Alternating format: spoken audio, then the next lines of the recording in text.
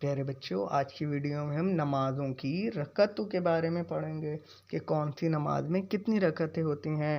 اور نماز پڑھنا تو ایک بہت اچھی عادت ہے۔ سب سے پہلی نماز ہے فجر۔ فجر کی نماز سورج نکلنے سے پہلے ادا کی جاتی ہے اور اس میں 4 رکعتیں ہوتی ہیں، 2 سنتیں اور 2 فرض۔ اس کے بعد آتی ہے ظہر کی نماز۔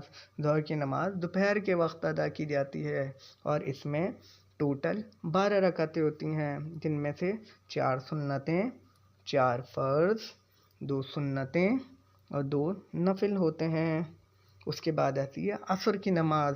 عصر کی نماز سورج غروب ہونے سے 1 سے 1.5 گھنٹہ پہلے ادا کی جاتی ہے اور اس نماز میں ٹوٹل 8 رکعتیں ہوتی ہیں، جن میں 4 سنتیں اور 4 فرض ہوتے ہیں۔ اس کے بعد آتی ہے مغرب کی نماز۔ مغرب کی نماز سورج غروب ہوتے ہی ادا کی جاتی ہے اور اس میں ٹوٹل 7 رکعتیں ہوتی ہیں، جن میں سے 3 فرض، 2 سنتیں اور 2 نفل ہوتے ہیں۔ اس کے بعد سب سے آخری نماز آتی ہے جو رات کے وقت ادا کی جاتی ہے اور وہ نماز ہوتی ہے عشاء کی نماز۔